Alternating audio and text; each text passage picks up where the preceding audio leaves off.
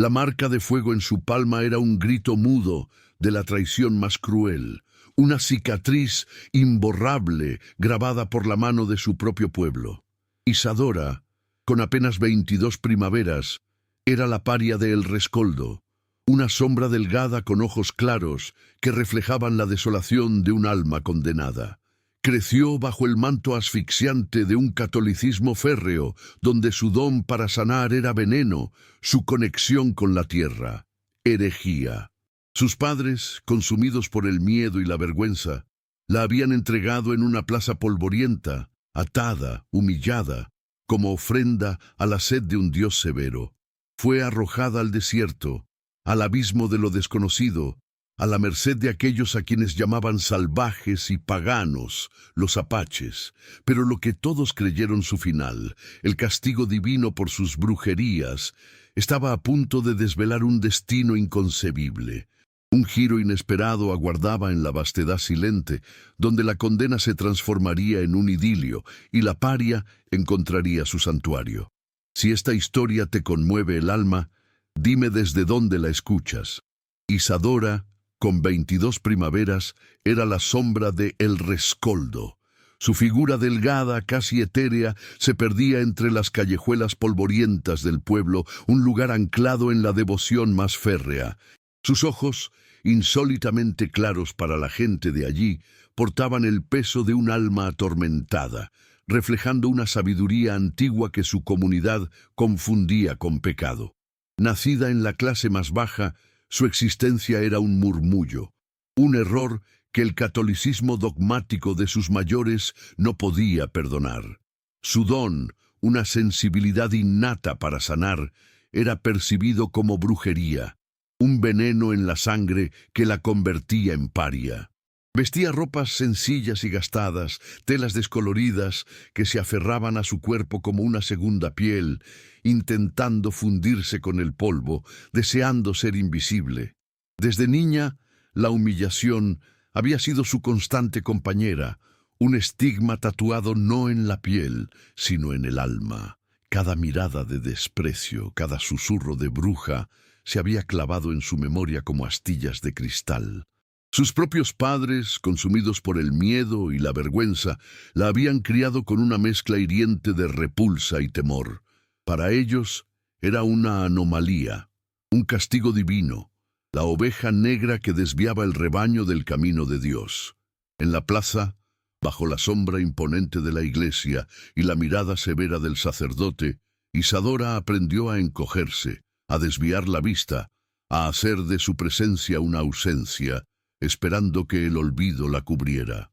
Sus manos, pequeñas y temblorosas, a menudo se ocultaban bajo los pliegues de su falda, como si pudieran delatar la maldición que creía llevar dentro. La soledad era su único confidente en el vasto silencio que la rodeaba. Cada amanecer en El Rescoldo traía consigo el mismo aire pesado de abandono, la misma sensación de indignidad que se aferraba a su piel como el polvo del desierto. Los recuerdos, como fantasmas persistentes, danzaban en su mente, la marca de fuego en su palma, un grito mudo de la traición más cruel, grabada por la mano de su propio pueblo. Sus ropas, más que simples, eran un escudo, una armadura contra las miradas inquisidoras, un intento desesperado de desaparecer en el paisaje árido. Isadora caminaba con la cabeza gacha, sus pasos ligeros, apenas levantando la tierra, como si temiera dejar una huella demasiado profunda en un mundo que la había escupido. Su existencia era un suspiro contenido, un dolor que respiraba. El Rescoldo no era un hogar, sino una prisión de miradas silenciosas, donde el polvo se adhería a la piel como el juicio de sus habitantes. El sol implacable del desierto cocía el aire, y el calor sofocante no hacía más que intensificar la sensación de encierro. Cada callejuela, cada umbral, parecía observar a Isadora con una condena tácita. Los susurros, más que palabras, eran alfileres clavándose en su espalda mientras pasaba. En el hogar de sus padres, la frialdad era un sudario. Las manos de su madre, antes capaces de ternura, se retraían con miedo. La voz de su padre, un murmullo distante, carecía de calidez. La mesa familiar era un campo minado de silencios tensos, donde la vergüenza flotaba en el ambiente, más densa que el humo de la leña. Los ojos de sus progenitores, vacíos de afecto, reflejaban la rígida fe que los había convertido en carceleros de su propia hija, reforzando su aislamiento. La imponente iglesia, con su campanario perforando el cielo azul cobalto, se erigía como el epicentro de esa opresión silenciosa. Desde su púlpito, el sacerdote, con su voz atronadora y su mirada severa, tejía el manto de dogma y superstición que asfixiaba al pueblo. Para él, Isadora era la personificación del pecado, una herejía andante que debía ser purificada o erradicada. Fuera de los límites del pueblo, el desierto se extendía como un océano de arena y roca, vasto y desolado, un lienzo de soledad que amplificaba su propia insignificancia. El viento, que a veces arrastraba consigo el olor a tierra seca y cactus, sonaba como un lamento ancestral. Los ruidos amortiguados de la vida cotidiana del pueblo, el balido de una cabra, el tintineo de una herrería, nunca la incluían, siempre la dejaban fuera, una figura solitaria contra el horizonte implacable. Isadora, con sus manos pequeñas y temblorosas, había sido llamada al lecho del niño moribundo. La fiebre lo consumía, sus ojos vidriosos buscaban consuelo en vano. Una fuerza, ajena a su voluntad, se apoderó de ella, una corriente ancestral que fluía desde la tierra hasta sus dedos. Ignoró el miedo, los susurros de la madre, el aire pesado de la enfermedad. Sus palmas se posaron sobre la frente ardiente del pequeño. Una luz tenue pareció emanar, invisible, pero palpable. La fiebre cedió, el aliento se hizo más suave, el color volvió a las mejillas. El milagro, indiscutible, se extendió como un incendio por el rescoldo. Pero la gratitud se transformó en pánico, el asombro en horror. El sacerdote, con su rostro demudado, vio en la curación no una bendición, sino una blasfemia, la confirmación de la oscuridad que, según él, habitaba en Isadora. Sus padres, antes expectantes, ahora solo mostraban un pavor gélido, una vergüenza más profunda que el pozo del arrepentimiento. El don era una condena. La plaza del pueblo, usualmente un remanso de polvo y rutinas, se transformó en un teatro de crueldad. Isadora fue arrastrada, sus ropas gastadas rasgadas por la prisa, sus pies descalzos levantando nubes de tierra. Las cuerdas ásperas se clavaron en sus muñecas, una atadura que no solo inmovilizaba su cuerpo, sino que estrangulaba su espíritu. El sacerdote, erguido y ominoso, levantó un hierro candente, el fuego bailando en sus ojos implacables. El olor a carne quemada llenó el aire cuando la marca de la infamia se grabó en su palma. Un grito silencioso de dolor y traición que se unió al murmullo de la multitud. Ni una lágrima, solo una mirada vacía, desafiante, dirigida a sus padres que desviaban la vista. Entonces las siluetas emergieron del horizonte árido. Los apaches, hombres de piel curtida y ojos penetrantes, observadores silenciosos de la barbarie. La entrega fue un gesto frío, una ofrenda para limpiar el alma del pueblo, un destierro a lo desconocido, a la merced de aquellos a quienes temían. El sol se arrastraba lento por el horizonte, tiñendo el desierto de ocres y púrpuras, mientras Isadora era arrastrada hacia lo desconocido. El aire, denso y cargado de polvo, olía a tierra seca y a la promesa de un final incierto. Sus pies, ya lacerados por las rocas, se hundían en la arena, cada paso un eco de su humillación. Los hombres que la custodiaban, siluetas imponentes contra el cielo crepuscular, se movían con una cadencia ancestral, sus rostros curtidos inexpresivos, ajenos a su terror. Ella se sentía como una ofrenda sacrificial, una hoja arrastrada por un viento implacable hacia un destino ineludible. El miedo era un nudo gélido en su estómago, una bestia que arañaba sus entrañas, recordándole la marca ardiente en su palma, el sello de su condena. Entre ellos, una figura se erguía con una autoridad silenciosa, Kichime. Su presencia era como la de la montaña, inamovible, antigua. Vestía pieles y adornos que hablaban de una conexión profunda con la tierra. Sus ojos, oscuros y profundos como pozos de sabiduría, se posaron en Isadora con una intensidad que la desarmó. No había en su mirada el desprecio del rescoldo, ni la vergüenza de sus padres, sino una observación fría, casi científica, que la recorría de pies a cabeza. El aire se hizo más denso, vibrante de una tensión palpable. Isadora se encogió, esperando el golpe o la palabra de condena, pero Kichime solo la examinó, su mirada deteniéndose en la cicatriz que la aldea le había infligido.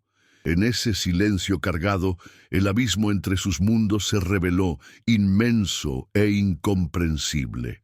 El campamento apache era un remolino de sonidos extraños y miradas furtivas para Isadora. Un universo ajeno donde el silencio hablaba más que las palabras. Sus primeros días fueron una danza torpe de supervivencia, sus movimientos cautelosos, como si temiera romper el delicado equilibrio de aquel mundo salvaje. La marca en su palma ardía, no por el fuego reciente, sino por la vergüenza grabada en su memoria, un recordatorio constante de su condena. Kichime, el jefe, la observaba desde la distancia, sus ojos profundos como pozos sin fondo, desprovistos de juicio, pero cargados de una curiosidad indescifrable. Isadora sentía su escrutinio como un peso físico, un desafío mudo a su propia existencia. Dormía acurrucada, sus brazos ceñidos al cuerpo, anhelando la invisibilidad que nunca había logrado en el rescoldo, anhelando que el desierto la engullera y la olvidara. Los días se fundían en un ciclo de tensiones no expresadas. Isadora intentaba comprender las costumbres de la tribu, los gestos, los murmullos en una lengua extraña, pero cada intento parecía estrellarse contra un muro invisible. Los niños la observaban con una mezcla de curiosidad y cautela. Los adultos mantenían una distancia respetuosa, casi gélida. Una tarde, mientras intentaba encender una hoguera, sus manos torpes lucharon con la yesca, un fracaso que la llenó de una humillación familiar. Kichime, sin una palabra, se acercó. Su sombra se cernió sobre ella. Isadora se encogió, esperando la reprimenda, el desprecio, el castigo. Pero él solo extendió una mano, tomó una rama y con un movimiento experto avivó la llama. El calor se extendió, un contraste con el frío que sentía en el alma. Su mirada se detuvo en la cicatriz de Isadora por un instante, un gesto apenas perceptible. Los roces cotidianos eran pequeñas escaramuzas. Isadora, acostumbrada a la sumisión, a veces respondía con una resistencia muda, una mirada desafiante que Kichime no ignoraba. Él, a su vez, no forzaba, solo observaba, como si esperara que la coraza de miedo se agrietara por sí misma. Una mañana, mientras Isadora recogía leña, un trozo de corteza afilado le rasgó la palma, justo al lado de la marca. Un pequeño gemido escapó de sus labios. Kichime apareció, su figura imponente. Sin mediar palabra, extrajo una pequeña bolsa de cuero, frotó una hierba entre sus dedos y la aplicó con suavidad sobre la herida. El contacto fue breve, pero el calor de su piel se sintió como un destello inesperado. Isadora retiró la mano, avergonzada, pero la acción, simple y directa, perforó ligeramente el muro de su desconfianza. El desierto, antes una amenaza silenciosa, comenzó a susurrarle. Isadora empezó a notar los patrones del viento, el canto de los coyotes al amanecer, el olor a tierra mojada antes de una lluvia esquiva. Kichime, en sus rondas, a veces la invitaba con un gesto a observar la lejanía, a leer las huellas en la arena. No había lecciones explícitas, solo una invitación tácita a ver el mundo a través de otros ojos. Una tarde, bajo el cielo inmenso, Isadora vio a un anciano de la tribu toser con dificultad, su respiración ronca. Sintió el tirón familiar, la urgencia de su don. Sus manos, que antes se ocultaban, se crisparon. Kichime, sentado cerca, la miró. Sus ojos no tenían reproche, solo una quietud expectante. En ese instante, Isadora supo que, a diferencia de El Rescoldo, aquí su brujería no era una condena, sino una pregunta sin respuesta, una posibilidad. Isadora ya no encogía los hombros. Su espalda, antes curvada por el peso de la vergüenza, se erguía ahora con una dignidad silenciosa, casi imperceptible al principio, pero innegable. Sus pasos, antes arrastrados, adquirían una ligereza, un propósito que resonaba con el ritmo del desierto. La piel, expuesta al sol y al viento, se curtía no con aspereza, sino con la resistencia de la tierra misma. Sus ojos claros, que antes evitaban la mirada, ahora se alzaban, no con desafío, sino con una serena curiosidad que absorbía el vasto horizonte. Las ropas, al principio las mismas telas gastadas del rescoldo, lentamente daban paso a prendas más holgadas, tejidas con hilos de la tribu que no ocultaban su figura, sino que la adornaban, como una extensión natural de su nueva libertad. El murmullo de su voz, antaño apenas audible, comenzaba a encontrar su timbre, a entonar palabras en una lengua extraña que ya no sonaba ajena, sino como el eco de un hogar encontrado. Su respiración era más profunda, más libre, despojándose de la asfixia del pasado. La transformación de Isadora se manifestaba no solo en su figura, sino en la resonancia de sus acciones.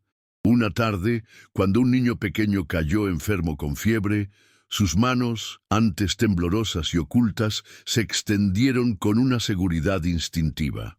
No pidió permiso, solo actuó, aplicando las hierbas con la misma destreza que Kichime le había mostrado. La madre del niño, que al principio la observó con recelo, asintió con una gratitud silenciosa cuando la fiebre cedió. Ya no era la paria, era la curandera. Cuando un explorador apache regresó herido de una cacería, Isadora fue la primera en acercarse. Su voz firme al dar instrucciones, su mirada serena al enfrentar el dolor ajeno. Los ancianos, que antes la veían con cautela, ahora la consultaban. Sus ojos viejos reconociendo una sabiduría que trascendía su juventud. La exclusión se disolvía en el respeto. El miedo se transformaba en confianza, el eco del rescoldo desvaneciéndose en el viento del desierto. El desierto, antes un lienzo de soledad, se mostraba ahora sediento, una herida abierta bajo el sol inclemente. Una sequía feroz había estrangulado el rescoldo, marchitando los cultivos, secando los pozos, convirtiendo la tierra en polvo que el viento esparcía como ceniza de un pueblo moribundo. Las cabras flacas se tambaleaban, los niños tosían con un sonido hueco, y la desesperación se aferraba a cada aliento. La fe férrea que una vez los había guiado se desvanecía en un murmullo de rezos inaudibles, sus ojos alzados al cielo sin encontrar respuesta. Los ancianos, con el rostro surcado por la angustia, se reunieron en la plaza, sus voces roncas discutiendo soluciones vanas. El sacerdote, antes tan imponente, lucía ahora demacrado, su autoridad desmoronándose ante la inminencia de la tragedia. Fue entonces, en el abismo de su desesperanza, que la sombra de Isadora, la bruja desterrada, reapareció en sus pensamientos. La necesidad superó al dogma, el miedo a la muerte venció al miedo a la herejía. Una delegación partió, con la vergüenza grabada en cada paso, hacia el vasto desierto donde creían haber enviado a la maldición. La figura de Isadora emergió del horizonte, no como la paria humillada que recordaban, sino como una mujer forjada por el viento y el sol, sus pasos firmes y seguros, Su silueta erguida contra el resplandor del atardecer. Llevaba el manto de la tribu, un tejido que ondeaba con cada movimiento, y su cuello adornado con el collar de huesos y plumas, símbolos de una nueva identidad.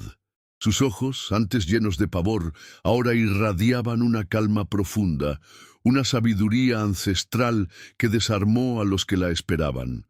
Sus padres, envejecidos, con las miradas bajas, apenas se atrevían a levantar la vista.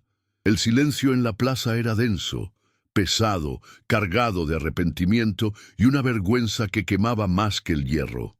Isadora no habló, solo los observó. Su mirada no de rencor, sino de una comprensión que trascendía el tiempo y el dolor.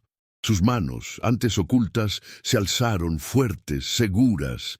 El crucifijo deslustrado que una vez llevó, ahora invisible, reemplazado por la fuerza palpable que emanaba de sus palmas.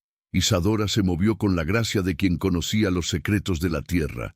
Sus manos, antes temblorosas, ahora abiertas y seguras. No hubo reproche, solo alzó sus palmas al cielo, un gesto ancestral que invocaba la misericordia del desierto. Los ancianos, sus padres, la multitud, la observaron en silencio, cargado de expectación y arrepentimiento. El aire se hizo denso. Un viento súbito, con promesa, barrió la plaza, levantando el polvo. Las nubes, antes esquivas, se congregaron en el horizonte, grises y pesadas. Las primeras gotas, grandes y rotundas, cayeron sobre la tierra agrietada, un bálsamo para el alma sedienta. No era un milagro, sino la profunda conexión de una mujer con el pulso vital del mundo, una verdad revelada. Isadora, sin mirar atrás, ni buscar reconocimiento, se giró y se alejó, su figura fundiéndose con el horizonte, dejando tras de sí la lluvia, el perdón silencioso que lavaba la vergüenza de un pueblo y sanaba el alma de una paria. Y así, bajo el cielo purificado por la lluvia que ella había invocado, la figura de Isadora se desvaneció en el horizonte, llevándose consigo no solo el polvo de su pasado, sino el eco de una verdad ancestral que el rescoldo había olvidado. No buscó el aplauso, ni el arrepentimiento explícito, solo dejó la vida, la promesa de una nueva estación grabada en la tierra mojada. Sus pasos, antes encogidos por la vergüenza, ahora eran los de una mujer libre, una sanadora de almas y de la tierra misma, cuyo don había sido finalmente reconocido y amado. La cicatriz en su palma, antes marca de ignominia, se había transformado en el mapa de su resiliencia, el testimonio silencioso de un camino que nadie más se atrevió a recorrer. El viento del desierto, su eterno confidente, susurraba su nombre, una melodía de fuerza y renacimiento. Y tú habrías tenido el valor de amar a quienes todos rechazaban.